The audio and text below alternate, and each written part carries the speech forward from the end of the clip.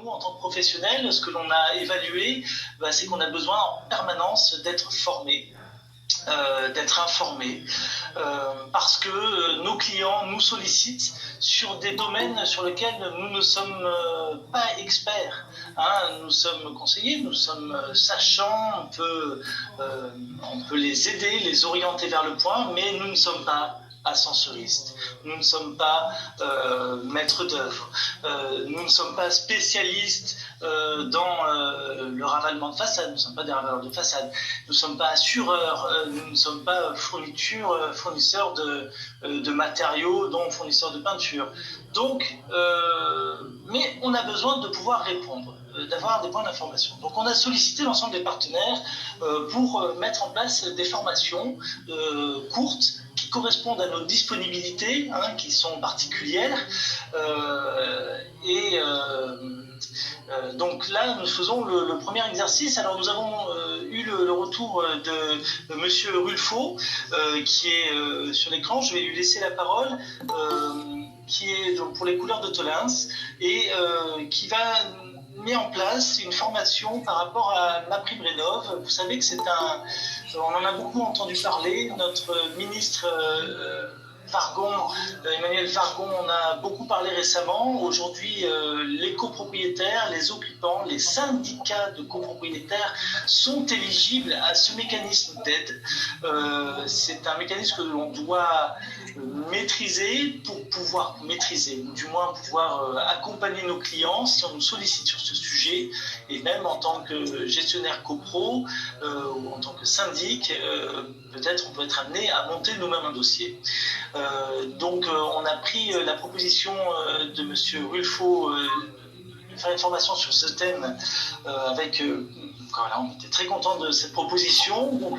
C'est la formation d'aujourd'hui faite avec Couleur de Tolins, avec Monsieur Rulfo, a l'avantage aussi, parce que vous êtes data docké, donc vous pourrez fournir une attestation de la formation d'1 heure que nous allons faire aujourd'hui à tous les participants.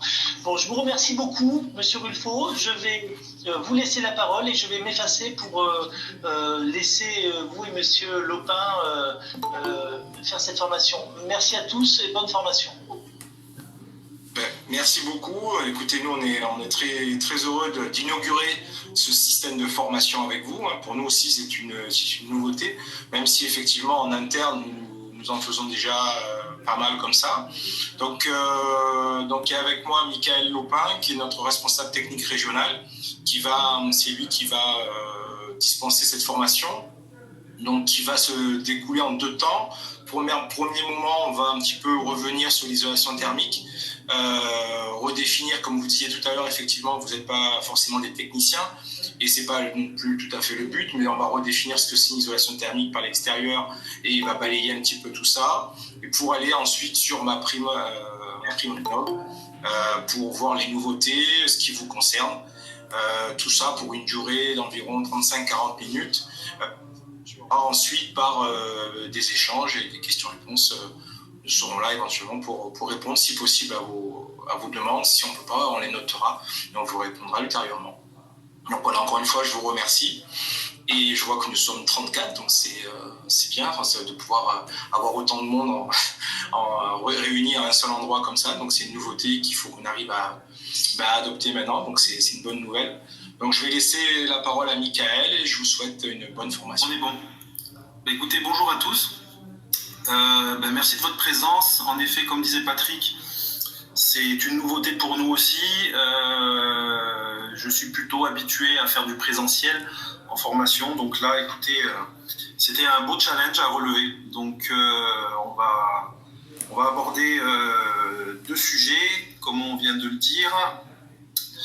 Premier sujet, on va aborder un petit point sur l'ITE dans sa situation dans un contexte environnemental et économique. Et ensuite, on on fera un point sur les aides et notamment sur MaPrimeRénov'. Donc, premier point,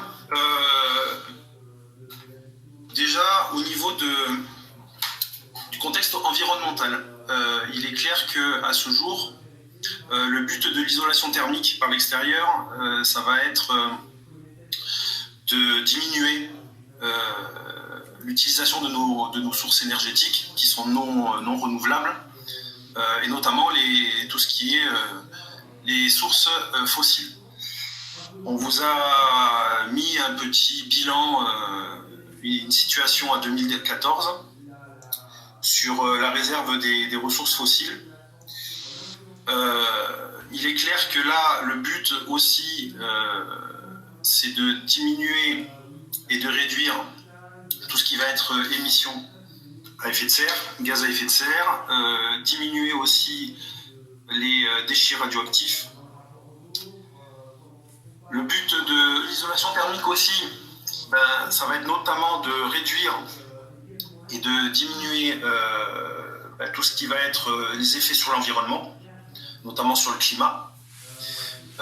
En effet, diminuer le taux de CO2 dans l'atmosphère, diminuer la fonte des glaces, essayer de ralentir, si possible, autant que possible, la hausse de la température. L'isolation thermique aussi, le but étant de répondre à une problématique économique, puisqu'on s'est aperçu que les 3/4 de l'énergie consommée était consommée par le chauffage. Donc en moyenne, on a remarqué qu'un foyer dépensait un peu plus de 1 600 € par an de chauffage. Donc le but étant réellement d'améliorer ses performances thermiques. Et du coup, il est clair que l'isolation thermique, du coup, son but, en plus d'utiliser des sources d'énergie renouvelables et d'aller de plus en plus vers des sources comme la géothermie ou tout ce qui est photovoltaïque, il est clair qu'on peut apporter et réduire la consommation d'énergie via l'isolation thermique. Donc forcément, mieux isolé, c'est moins consommé. Il s'avère qu'en moyenne, on a une déperdition de 30 à 35% qui se fait par les murs, d'où l'intérêt non négligeable de pouvoir isoler par l'extérieur. Alors il faut savoir qu'à ce jour, l'isolation thermique par l'extérieur est sous la réglementation thermique RT 2012. Pour info, la RT 2020 à ce jour est repoussée à l'été 2021.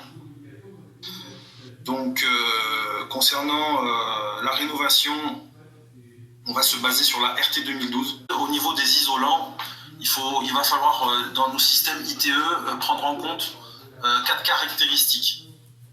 4 caractéristiques qui sont essentiellement liées au comportement au feu de l'isolant lui-même. Donc chaque isolant aura une classe minimale dans sa réaction au feu. Deuxième point caractéristique, permettre une plus ou moins bonne perméabilité à la vapeur d'eau en fonction de l'isolant choisi pour laisser respirer les supports. Troisième caractéristique, la stabilité dimensionnelle. En fait, il est clair que de mettre un isolant sur une façade, on prévient tout ce qui est décollement de sous-enduit et fissuration à venir.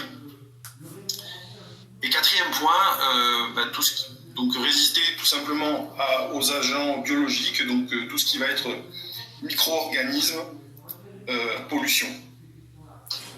Monsieur Lopin, on a une petite question par rapport à ce que vous disiez sur les 35% par les murs, mais selon la qualité des murs, quelle est la fourchette selon la typologie? Avez-vous des données sur cela? Non. Non, j'en ai pas. Après, je peux toujours aller chercher l'info et revenir vers vous, mais c'est vraiment cette moyenne, elle est donnée pour des supports lambda qui sont essentiellement soit des matériaux pleins, soit des matériaux creux de type agglo, brique ou même béton banché. Mais je peux essayer d'approfondir le sujet et de revenir vers vous.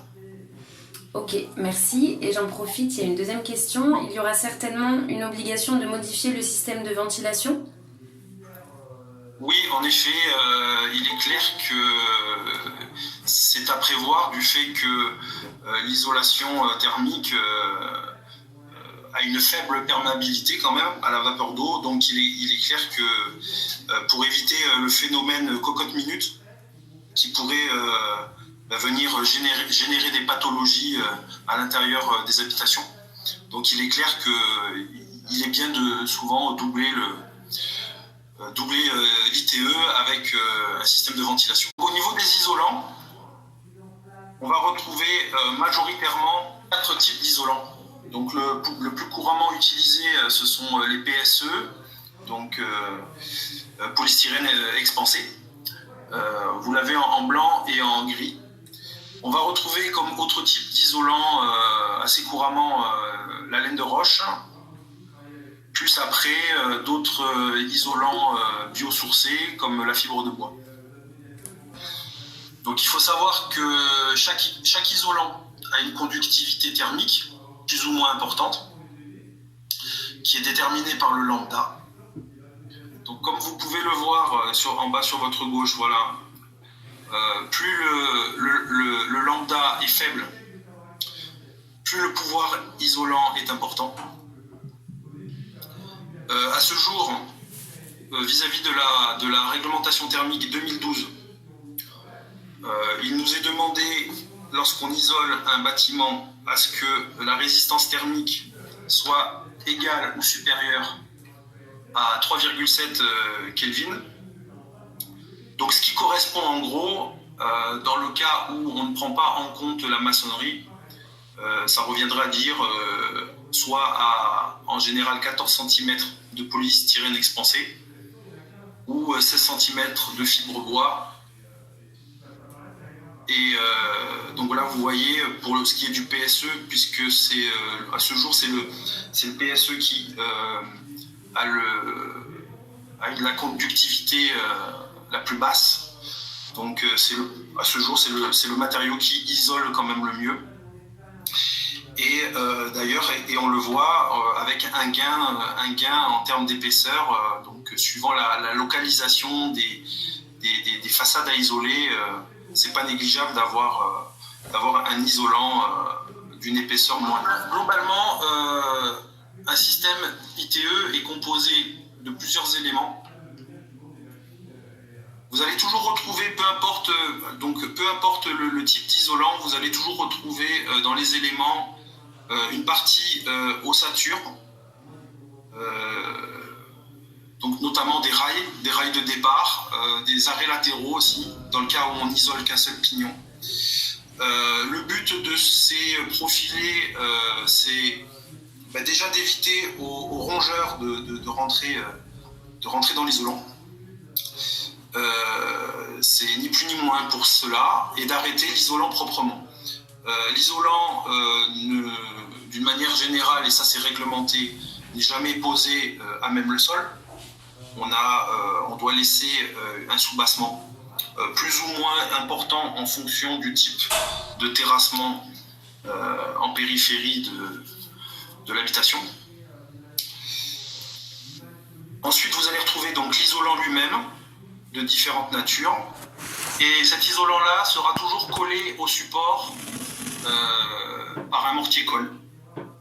Donc généralement, ce sont des plots de colle. Là, dans ce cas-là, on est sur une fixation collée. Donc fixation collée, on va le retrouver les 3/4 du temps dans le neuf, puisqu'on ne peut coller que sur des supports bruts, non revêtus. Dans le cas de rénovation, bien souvent, on est sur des supports qui ont déjà subi un ou plusieurs ravalements, donc on est sur des supports revêtus. Donc là, auquel cas, on collera l'isolant, mais on viendra en plus systématiquement cheviller l'isolant dans le support. Donc c'est ce qu'on appelle une fixation calée chevillée. Une fois qu'on a fixé cet isolant, le système de finition se termine par toujours un sous-enduit armé. Donc en fait, on utilise bien souvent le même mortier-colle de collage. et on s'en sert pour venir enduire la surface de notre isolant, de notre façade.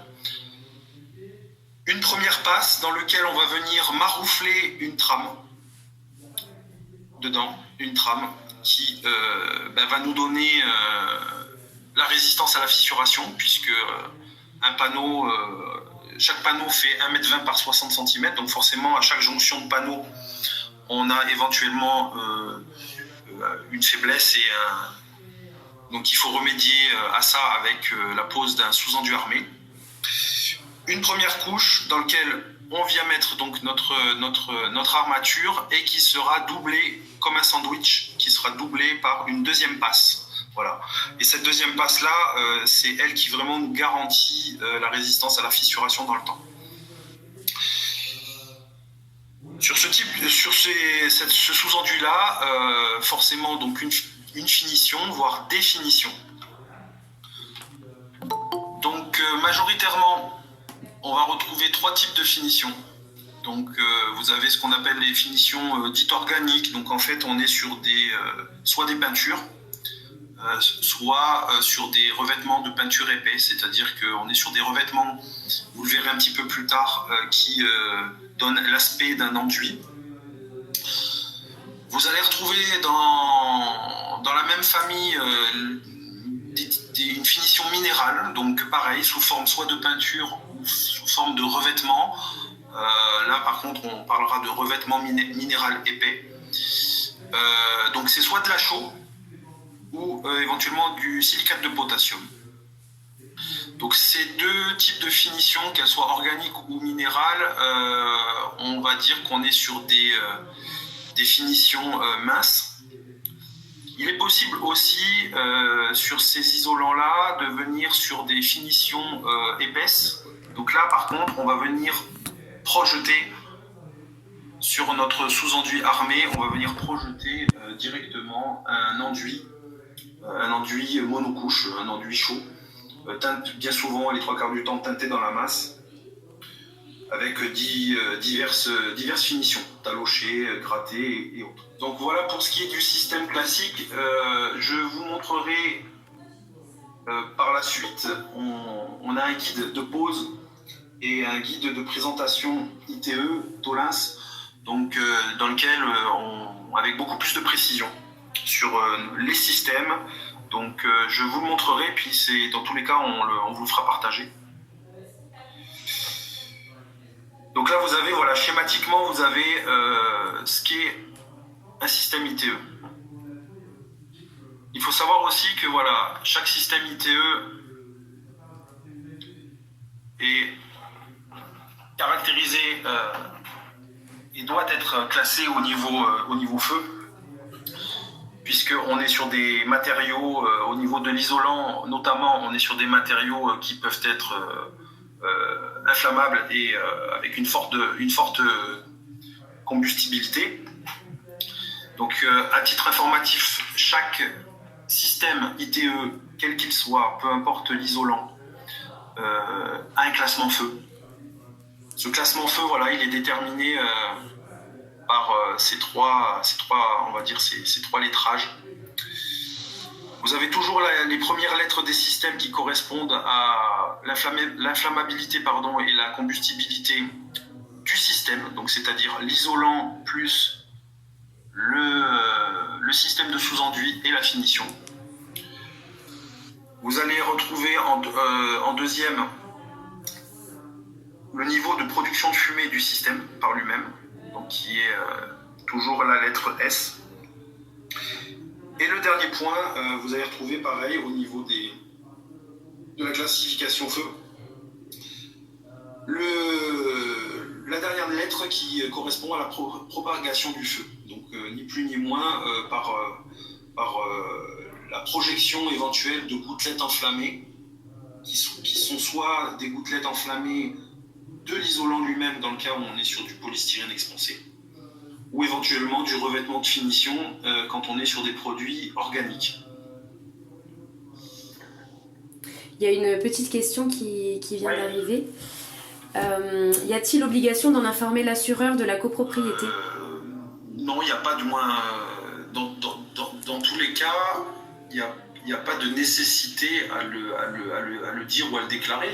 Dans tous les cas, ils sont au courant normalement de cette réglementation, en fonction, et là on va le voir, en fonction des types d'habitation. Après, il faudrait que j'approfondisse aussi le sujet à ce niveau-là. Je peux toujours revenir vers vous, mais logiquement, non.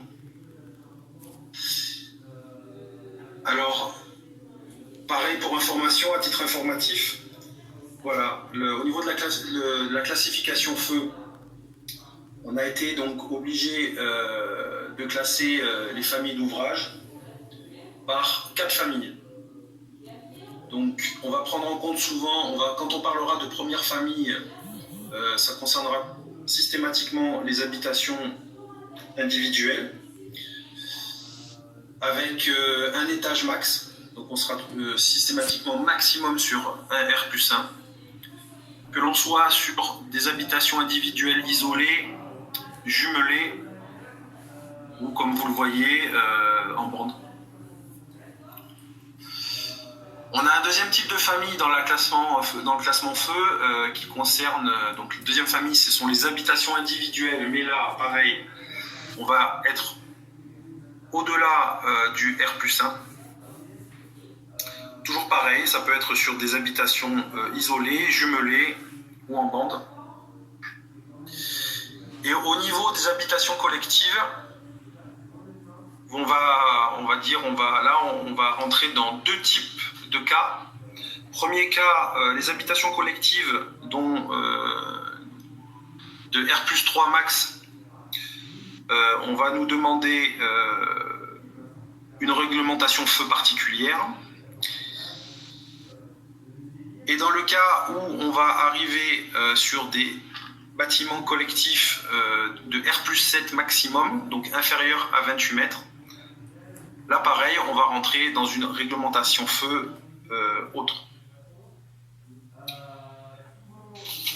Il faut savoir que la réglementation feu a pas mal évolué ces derniers temps, notamment dès l'année dernière et encore cette année.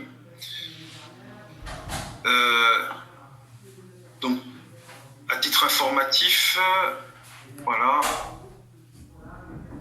Maintenant, on vient parler, donc, concernant les habitations collectives, quand on vient parler d'immeubles de moyenne hauteur, d'IMH, on sera systématiquement sur des immeubles qui vont au-delà du R+7, donc à partir de 28 mètres, et jusqu'à 50 mètres. Donc voilà, puisque à partir de 50 mètres, on rentre dans les IGH, dans les immeubles de grande hauteur.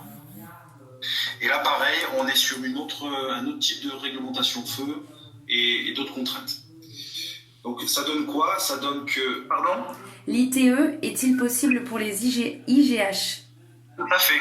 Alors, concernant les IGH, oui, en fin de compte, voilà. Concernant les IGH, on peut les isoler sans problème par l'extérieur. La seule chose, c'est que voilà, on va demander à ce que le système ITE ait un classement feu minimum de type A2 S3D0. Donc en fait, ce qui veut dire qu'on est dans l'obligation d'isoler avec de la laine de roche. Parce que là, on va nous demander une classification, on va dire, de type M0. Dans les 0 classes, si vous voulez, la 2 S3D0 minimum correspond à du M1, mais là, il faudra, dès lors on va passer sur un système isolant laine de roche avec finition minérale, on sera sur des systèmes de classe M0. Donc là, il n'y a pas de souci à isoler de l'IGH, mais seulement avec de l'isolant laine de roche. Identique, pareil pour l'IMH à ce jour. Voilà, tous les IMH qui sont, on est dans l'obligation depuis cette année de les isoler avec de la laine de roche.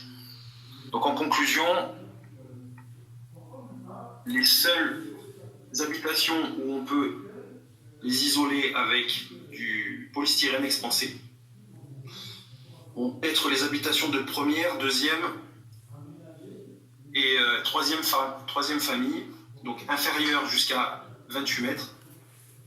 Où là, vous le voyez, en bas, on nous demande d'avoir un système minimum de BS3D0 ou de DS3D0, donc ce qui équivaut en classement feu à du M1. Par contre, on va être dans l'obligation entre chaque étage, puisqu'on est sur du polystyrène, donc on est sur un matériau isolant qui est fortement inflammable et combustible. On va être dans l'obligation de venir mettre entre chaque étage des bandes de laine de roche qui sont ni plus ni moins donc des bandes de laine de roche coupe-feu pour venir ralentir la propagation du feu entre les étages. À la fois, nous, on est à votre disposition pour vous aider, parce qu'après, il y a des choses très techniques et qui sont difficiles à appréhender. Vous avez vu là en très peu de temps comme c'est technique. Et ensuite, on peut aussi vous faire passer quelques documents qui peuvent vous donner les premières infos. Donc, merci Mickaël, je suis désolé de te couper, mais je vais faire Non, mais c'est très bien, parce que ça va faire le temps, parce que ça passe vite et on ne se rend pas compte. Ben, en effet, je te cache pas que je m'en rends pas compte. Alors, donc concernant ma prime rénov, donc hop là. Donc ma prime rénov vient remplacer, comme vous le savez, le crédit d'impôt depuis le 1er janvier 2020. Il s'avère que le dispositif a été renforcé au 1er octobre 2020. Donc à ce jour, Maxi Rénov est d'ailleurs dans le nouveau dispositif. Maintenant, ma prime Rénov est accessible à tous les propriétaires, qui soient occupants ou bailleurs, et surtout à toutes les copropriétés, et notamment pour les travaux de partie commune. Il y a, et vous le verrez, différents profils, et notamment on y retrouve un profil qui se nomme Ma Prime Rénov copropriété. Donc on va l'aborder. Pour pouvoir bénéficier notamment de ces primes, de cette prime, il est clair qu'il va falloir, et vous le voyez sur votre droite, dans les conditions, il va falloir que les travaux soient réalisés par une entreprise agréée RGE, que l'on soit sur des ouvrages achevés depuis plus de 2 ans, et surtout que le système mis en place, comme on le voit ici, on puisse justifier du coup d'une résistance thermique supérieure ou égale à 3,7 Kelvin. Donc on pourra le justifier de plusieurs façons, soit via une étude thermique. Donc là on prendra en compte l'ensemble du bâti existant avec l'isolation existante éventuellement qui est faite en intérieur. Et de là, on viendra donc calculer la différence et mettre ce qui convient en isolation extérieure pour arriver à ce R de 3,7. Ou sinon, dans tous les cas, puisque l'étude thermique est systématiquement à la charge du maître d'ouvrage, si on veut éviter de passer par une étude thermique, par le coût d'une étude thermique, et qu'on veut quand même pouvoir bénéficier de cette prime, à ce moment-là, il faudra simplement justifier de la pose d'un isolant, comme on l'a vu tout à l'heure. Donc dans le cas où c'est un PSE, un polystyrène expansé, il faudra justifier le fait d'avoir mis un polystyrène expansé de minimum 14 cm, puisque ça correspond à une résistance thermique de 3,7. Au niveau des nouvelles mesures, à partir du 1er octobre 2020, il en ressort que par rapport au 1er janvier, ils ont mis donc en place plusieurs bonifications. De ce que j'ai relevé, on relève donc du coup un forfait qui s'appelle un forfait rénovation globale. Voilà, pour encourager les travaux, avec un gain énergétique de 35% minimum, jusqu'à plus de 55%. J'ai relevé aussi que donc, depuis le 1er octobre, ils ont mis en place un bonus de sortie passoire, ils appellent ça, pour accélérer la rénovation, surtout sur les logements qui sont énergivores de classe F ou G. Ensuite, ils ont mis en place aussi un bonus pour les bâtiments basse consommation, pour récompenser tout simplement l'atteinte à l'étiquette énergie A ou B.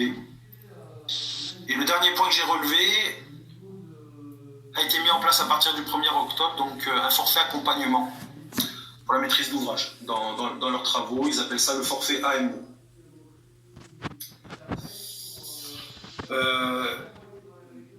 Je passerai par la suite directement sur les éléments que l'on peut retrouver sur le site du gouvernement. Il faut savoir aussi que depuis, au niveau des aides financières à ce jour,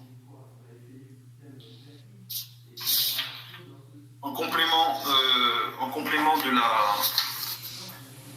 de ma prime rénov', on peut éventuellement donc toujours être exonéré entre 50 à 100% de taxes foncières pendant 5 ans, donc selon certains paramètres. On a donc toujours au niveau de la TVA, on peut bénéficier d'une TVA 5,5 sur le montant total des travaux. Et là, là c'est concernant essentiellement le neuf. On peut aussi cumuler avec l'éco-prêt à taux zéro. Donc voilà, là je vous ai fait un petit cumul des dispositifs qu'on retrouve sur les sites du gouvernement. Donc en gros, on peut arriver à cumuler différentes aides. Donc notamment les certificats d'économie associés à ma prime rénov'. Il y a une question. La personne demande, faut-il une étude des revenus individuels ? Oui, alors justement, au niveau des bénéficiaires, alors ce qui est sûr, ce que j'ai relevé, c'est que le montant de la prime est forfaitaire et il est calculé en fonction des revenus du foyer et du gain apporté, du gain écologique sur les travaux. Ils ont classifié ça, il y a 5 plafonds de ressources avec donc 4 profils couleurs. Donc vous allez retrouver ma prime rénov' bleue, ma prime rénov' jaune, ma prime rénov' violet et ma prime rénov' rose. Donc il est clair que chaque profil correspond à un montant de prime et qui va être calculé en fonction de la nature des travaux engagés et en fonction des revenus. Le 5e profil, et c'est celui-là qui nous intéresse aussi, donc voilà, c'était le profil, le 5e point, ma prime rénov' copropriété. Donc là, je vous ai mis, et je vous ferai passer pour ceux qui n'ont pas eu encore accès à ce document, voilà en gros les conditions d'éligibilité pour une rénovation globale. Il y a une question qui est venue entre-temps. Oui. A-t-on l'obligation de faire suivre ces travaux par un maître d'œuvre pour obtenir cette prime ? Non, pas que je sache. Pas que je sache. Il y a une assistance, comme il est stipulé, on peut à la demande du maître d'ouvrage lui porter assistance avec le forfait AMO. Maintenant, non, il n'y a pas d'obligation. En tout cas, je n'ai pas relevé ça. Ok, merci. Je vous en prie. Donc voilà, donc vous retrouverez dans ce document-là, voilà un petit peu donc l'éligibilité et surtout, vous allez voir un petit peu plus bas, voilà. On peut en bénéficier donc à partir du 1er janvier 2021 pour ce qui est du dépôt du dossier. et avec des lancements de travaux dès le 1er octobre 2020. Vous allez retrouver plus bas, voilà. Tout ça, je vais vous le faire passer, histoire que vous puissiez tranquillement en prendre connaissance, mais voilà, c'est relativement bien fait et bien expliqué, avec les différents montants de travaux et financements possibles. Donc il est clair que dans tous les cas, pour savoir au niveau de l'éligibilité, ils ont créé donc un simulateur qui s'appelle SimulAid et qui permet d'élaborer le dossier. C'est pour ça qu'on va vous faire partager au fur et à mesure les expériences que nous rencontrons. Mais pour précisément aujourd'hui là-dessus, c'est compliqué. Parce que juste pour faire un retour à mes confrères, pour un propriétaire bailleur, ça représente des clopinettes. Les estimations que moi j'ai faites. Et également pour un cadre ou un groupe de cadres, ça représentait également des clopinettes. Voilà. Quand je dis des clopinettes, on parle de 5% de subvention sur le montant des travaux. D'accord. Mais je me trompe peut-être, et j'ai pas de... c'est des estimations faites par Stéphane. Pour rebondir sur ce que tu dis, Stéphane, on est effectivement sollicité par nos propriétaires bailleurs aujourd'hui qui entendent aux informations, ma prime éco-rénov, c'est super. J'ai un cas pratique avec quelqu'un qui a 9 500 € de travaux à faire, avec un logement qui est classé en F, avec changement des huisseries, double vitrage PVC, changement du mode de chauffage, etc. Aujourd'hui, il a l'impression que la prime éco-rénov va lui payer une grande partie de ses travaux. Qu'est-ce que je dois lui répondre? Tu lui réponds que il faut faire la simulation. Moi, je te dis, j'ai fait le calcul un week-end par curiosité. Je suis tombé sur 500 € pour ton cas, à 9 500 €. Parce qu'effectivement, je crois que j'avais pris pour des travaux de 10 000 €. Voilà. Donc, ça va être un sacré problème et un sacré frein. Parce qu'entre la présentation officielle et politique et la réalité financière, il y a un gap important.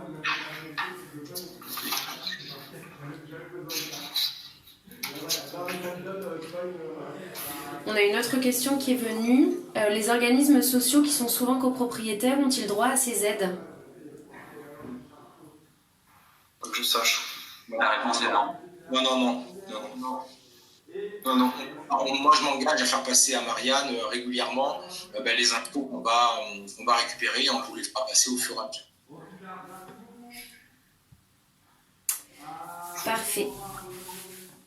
Parfait, merci beaucoup pour cette réunion. Merci à vous. Merci à vous. Et s'il y a d'autres questions, je vous les ferai passer pour qu'on puisse échanger à ce sujet. Ok, merci. Entendu. Merci à tous. Au revoir. Merci, au revoir. Au revoir, bonne journée.